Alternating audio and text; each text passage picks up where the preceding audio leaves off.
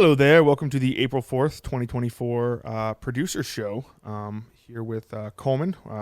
It's a week off of KMS. Kirk is gone after the spectacular performance he put on in Portland, conquered Portland twice, was able to redeem himself, and he decided to take a couple weeks off. So I'm here with Coleman to kind of give our thoughts on some things and let you know what's going on. Yeah, no, good to be here. Obviously, just a wild, great weekend in Portland. My first live show, so there was a lot of build-up around it and a lot of prep that us and Kirk and everyone kind of put into it. But Kirk put on just a phenomenal show, and it seemed like everyone really enjoyed themselves. So I'm glad that all came together in the end. Yeah, everyone who went had a great time. Kirk did a fantastic job just planning it from front to finish, putting it on, singing his ass off, running around, losing his voice. I don't know if you could hear on Monday that his voice was still kind of shot, but he really gives like 110%, which is why I think that the Plymouth thing really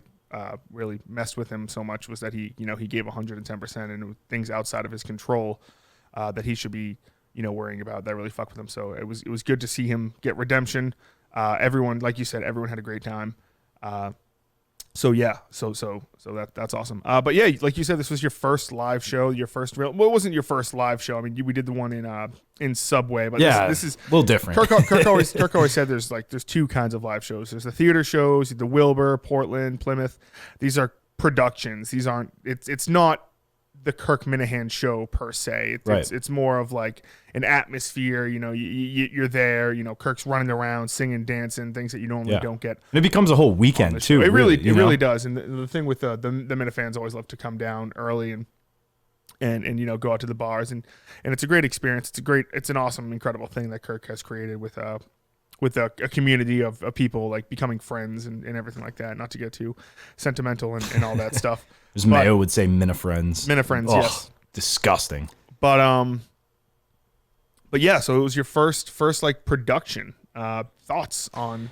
I know you talked. We talked about it on Monday. Yeah. I don't know if you've had more time to reflect and. No, I mean, I was really just kind of locked in the entire time. I think that's kind of what held me back a little when Kirk would, pass off to us a little bit.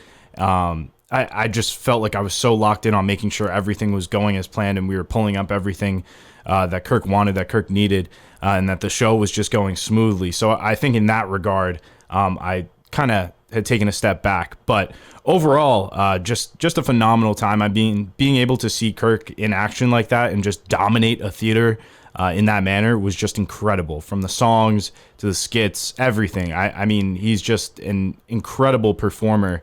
And a great mind when it comes to putting together some kind of show like this. So to see it firsthand like that was just incredible. I want to ask you, what was your favorite part of the show? Was there anything that stood out to you in particular? I think the opening really hit. I think people really seemed to love it when he was running down the aisle. People were going nuts. Running out with Steve. I think that was fucking awesome. Yeah. Surprisingly, like, the big moments that like step up to me. I think Mike was really good in this one. I think he was able to hear a little bit better than he was at the previous one. So I think especially early on, he was able to kind of go back and forth a little bit more. I really liked that. I do think that I think the Steve from Gloucester thing was incredible. Yeah. Getting Casey Smith involved, who is someone who is not a part of the world, almost at like a very minuscule part of the world, but she came in, she played along, she did her part great, and now the Minifans are all over her, love her right now. Yeah, she seemed like she really enjoyed herself too. Just whether it was interacting with Steve or the fans or anything from that weekend, she just seemed like she had a really fun time and was really willing to do whatever was asked of her. So you got to appreciate that, But yeah, I agree. I think the Steve lift was incredible. A moment that I had actually forgot about until after the show Monday when it came up on Twitter. But during the drips segment on stage, there was an unreal moment where someone tossed back up Pat Ford's shirt, and he snags it like behind the back or whatever, one hand. And then they throw up John and Warren's shirt in full sequence after that. And Pat Ford snags it midair, throws it between his legs, and John and Warren grabs it one-handed, all within the same motion and sequence of events. So it was just one of those things that happens when you're hanging out with your buddies or something, and you wish you caught it on camera. And for them, they did. It was just a peak athleticism moment, I thought, for those guys. Yeah, it was awesome. Couple other things, not really regarding the live show, but obviously Kirk is taking this week and next week off. I shouldn't say off. He's still going to Chicago next week for the mini golf tournament. Oh, yeah. We'll get into that in a little bit. But what was I going to say? The unnamed show was canceled today. I know Kirk had mentioned that he said he wasn't sure if he's going to be a part of it. And then we get the news last night that there's no unnamed show. But the good news is that next week they will all be in Chicago together. And I believe, is this going to be the first time that they're all together? Yeah, I believe so. I mean, we only had the one with Whitney in studio with Kirk. And then there was one, I don't know if it was last week, but Whit and Dave for right. March Madness. So it's going to be nice to get them all together in studio next Thursday. So we'll see from that. But yeah, I'm sure they figure that, Kirk didn't want to do it. You can't do it without the star. Yeah, no, I agree.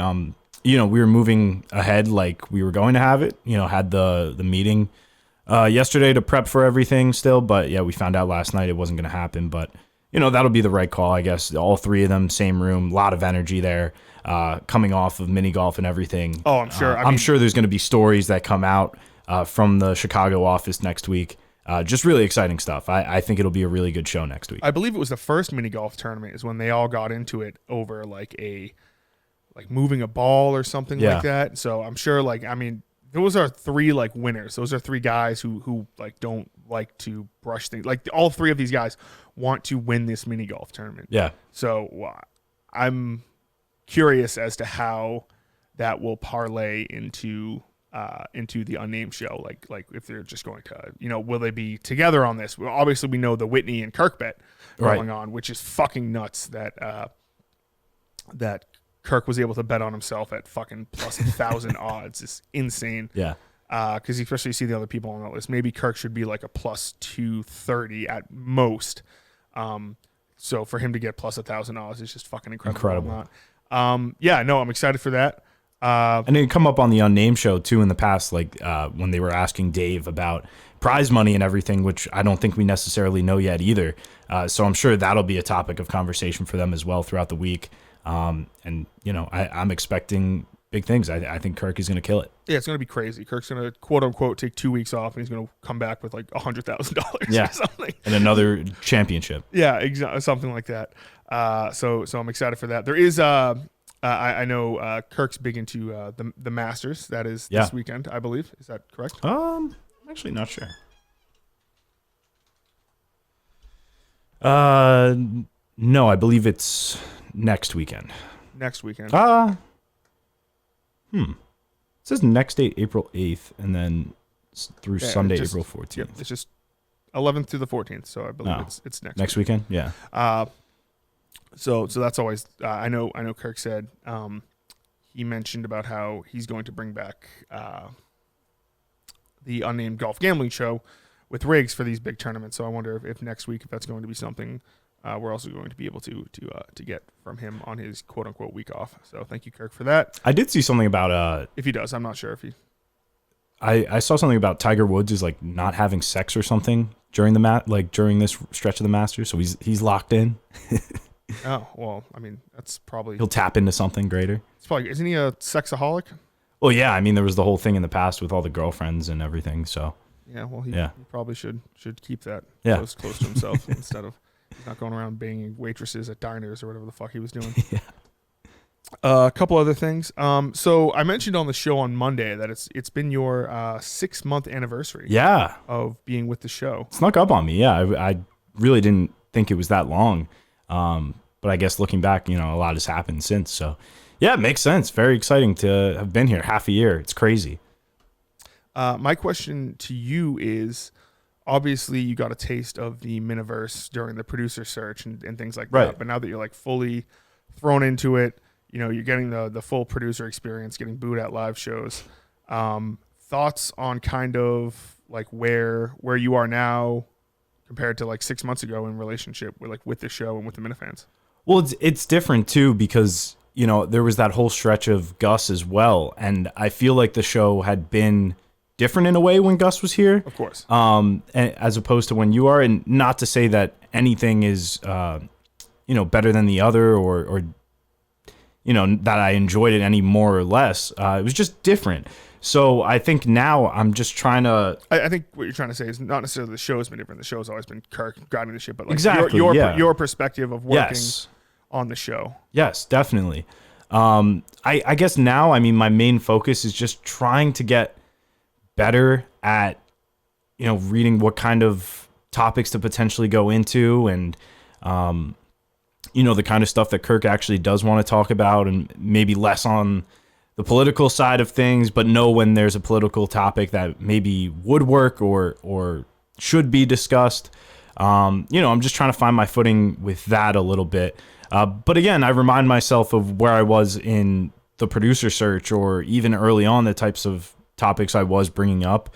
And I think they're kind of different now. Like I'm still learning, but, it's not as basic or, like the ones that I had brought up earlier, I guess. I'm just trying to get better, every day. I was thinking about this the other day about how, I see people say like, oh, Coleman's really only full-time jobs he's ever had is here and at Barstool. And I was thinking that's not entirely true. Because you were never an employee. Weren't you always like on an extended internship? Yeah. So I was an intern I started as a remote intern my senior year in like December, January of 2022, and then got the summer internship in New York that summer. Was there, was extended internship around August. That was extended through really like the new year. And then I was bumped up to like freelance within Barstool. And then I was freelance the entire time through layoffs, and then was like part of layoffs in a weird way with that, even though I was just freelance. So yeah, I mean, the Kirk show is truly like the first time I was full-time, legitimately Barstool. Yeah, no, I just think that's interesting because I think a lot of people think you were like a full-time Barstool employee beforehand. Yeah, no, I mean, in the sense that I was in every single day and working on main shows and stuff like that. Like, yeah. But in name and Contact Kim's Cookies or whatever it was. Yeah, like that's not a full-time job there. But it was a weird time too with Chicago being moved around and everything like that. But yeah, no, that never officially official. Yeah. We also got you came into the studio yesterday and you got some a surprising note left on the door, which was frightening. Yeah, I don't know if you can see it there, but Eversource, like our electric company, left like a green card on the door. I walked right up and I go to unlock the door and see this thing on it. It just says electric/service disconnected due to no customer of record. So I was like, oh my God, like, are we just without power? Is our power getting shut down? So I had to call them up. Apparently, there had just been no name under our account since Steve Robinson at some point. I think the last noted name on there was Steve Robinson in 2020. So I fixed that, got that all in order under me now. But yeah, I was confused. I didn't know if it was necessarily like a Dave thing, like if Dave never had put his name in and switched over, or if it ran out under Steve and he never reset it or something. But yeah, it was a close call. The power was almost out for us here. Yeah, that would have been something to just come in and be like, oh, the power's out, and like call it. And then like, thankfully, like my first thought was like, oh fuck, like did Barstool not like pay the power bill? Yeah, no, they've been good about paying it and everything. It was just that like you need to have a registered name under the account. So I was just glad it was on a relative off day and not a day when we had a show or something, or even if unnamed show was going on this week, we would have been here still anyway. So I was just glad it was on one of those down days that I was able to get it figured out. But just incredibly annoying going back and forth with like automated voice answering systems, basically. Just painful. I was sitting there like screaming into my phone for a good like hour and a half, 2 hours. It was pain. So we are also officially, I believe it's like almost 3 weeks now into the weight loss competition. Oh, yeah. How you feeling? Any updates? Any thoughts? Do you still feel good? Do you still? Yeah, I feel great. It's hard to give legitimate updates just because I'm not weighing myself at all. Like I think it's better that I just keep going at it blindly. I think the hardest thing is when I'm in a situation where I need to eat out or something. Don't clip that. But like just finding a way hold to your nose. You yeah, it's a guy. yeah, laugh in the face of pussy. But you know, I just struggle to, you know, maybe go with a salad every time. I think on like the cooking aspect of it at home, I do a pretty good job with, and working out has been great. And my energy is just up because of all that. But you know, going pretty well. A lot more water intake too. Feels great. You know, I'm excited to see what the next stretch of this will be, because as I, you know, gain more confidence and more durability, I guess, within the gym too. Like I think I can do more and more and run faster, stronger, better, you know? Yeah, no, I think it's going pretty swell for me. Yeah. If I were to guess, I'd probably be, I think I'm more than 10 pounds down, but I have no fucking clue if we're being completely honest. Yeah. So yeah, no, I'm still very confident in myself. I still think my caloric deficit is still Cooking. Yeah. Still cooking. Still the way to go. Everything like that. Let's see what else we got here. Yeah. Mini golf next week. Obviously, yep. Kirk has to be the betting favorite. We already talked about that. Anything you want to talk about? I mean, this week, you know, I'm sure we'll maybe touch upon it when Kirk is back, but Blind Mike going on Lauren Compton's show was was great. You know, in a down week, it was something that was just some great content. And Mike was just hilarious the entire time. Maybe more so to Lauren as she laughed her way through. She was dying. She's might be the best. Like, wingman's not the good word, but like if you're trying to like get over on like to comedy, she's laughing at everything. But Mike was great. Yeah, it was awesome. I will say Mike mentioned on the show about how there was one thing like he really fucked up. Yeah. And I believe that was when she asked Harry Potter versus Star Wars. I believe he said that was the one moment where he tried to, you know, get in a reference and he just completely was like, I don't give a fuck about either of them. Yeah. It was like, what am I, a fucking dork? I was like, damn, come on, Mike. But outside that too, there was the moment that it almost sounded like you said couscous. Yep. And then just kind of whiffed on that one too. So I thought that was going to be his moment that he thought he botched, but Mike really could go and be a part of like Your Mom's House or something, or one of these big studios. I think he would fit in great in there with Why Are You Laughing and everything like that. He puts in the effort. So I have a question. Do you know where the Why Are You Laughing name comes from? Yes. Okay. Where does it come from? It comes from a Patrice O'Neill thing where he was talking about, I think he's like, funny jokes and unfunny jokes come from the same like attempt. Okay. And then because he's talking to some comedian about like offensive jokes. Right. And then he says some offensive joke and someone's laughing and he's like, they're like, that's not funny. And he says like, why are you laughing? Oh. Why are you laughing? So, okay. So I had a conspiracy theory of sorts. Okay. That when he told the story about laughing in the girl's pussy, I thought that was maybe her response to him doing that. You think Mike named the show of his podcast over a strange sexual encounter he had? Yeah, I did. I fully believed it. I like talked myself into it. Why would that be a deep dive into comedy then? Wouldn't that be more of like a sexual sort of podcast? I don't know. Maybe it was just something that stuck with him, like that story that we heard. But some girl's just like, why are you laughing? Yeah. He's like, in 10 years, I'm going to fucking use this as... I legitimately talked myself into it. I was like, I had no idea that's where the name came from. But I was like, maybe he hung on to that. I'm 99.999% sure that it's because of Patrice O'Neill. Okay, good to know. Yeah, I've got a couple other things scheduled to try some things this week. Maybe they'll hit, maybe they won't. I'm more so early next week. I got some things I'm going to be trying to put out. But yeah, it's just kind of... Yeah, I have a few things as well. Vlog is going to be coming, I guess if you're watching this, then today, Friday. It'll be coming out. So very excited for that. That was kind of the majority of my week. We had a lot of footage, mixed footage as well of like iPhone stuff from Shane and camera footage from me, Shane throughout the entire weekend, Gritties. So, a lot of stuff to cut up, but really excited. I think it's going to be a great summary kind of the weekend. And Kirk really is looking forward. He's always just looking forward. And I think I haven't even left Portland yet, and I'm already getting texts.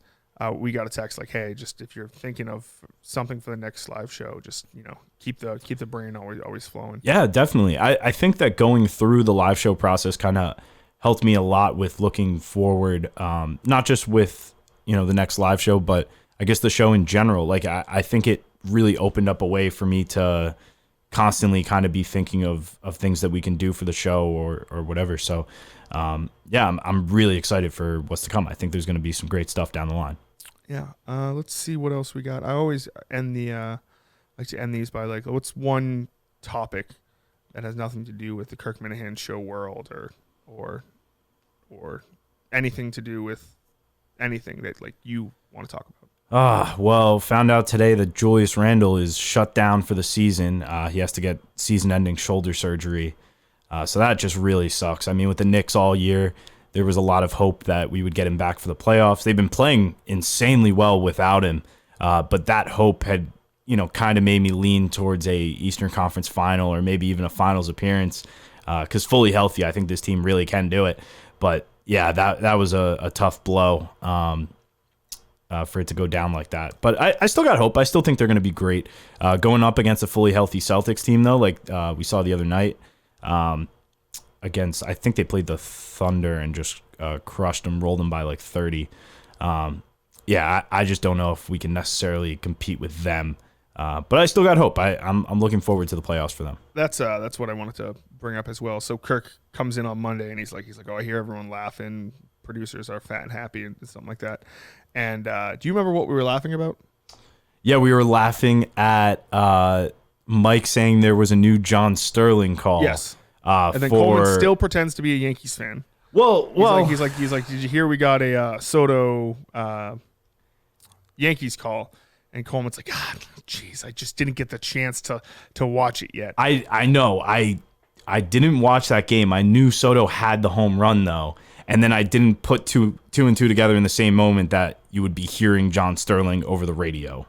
And then Mike's like, but also you see those on Twitter sometimes. Talking about the radio call, not talking about. It's just like Coleman's just he's dug, like you can't get him out of this trench that he's a fucking Yankees fan. Well, he had another one the other day when Alex Verdugo hit a late home run and. It was pretty lame too. It was like Alexander the Great. I was like, that's kind of lame. I was hoping for like Verdugo gone. See, we're still not stuck on. I'm still stuck on the you pretending to be a Yankees fan thing. Still am.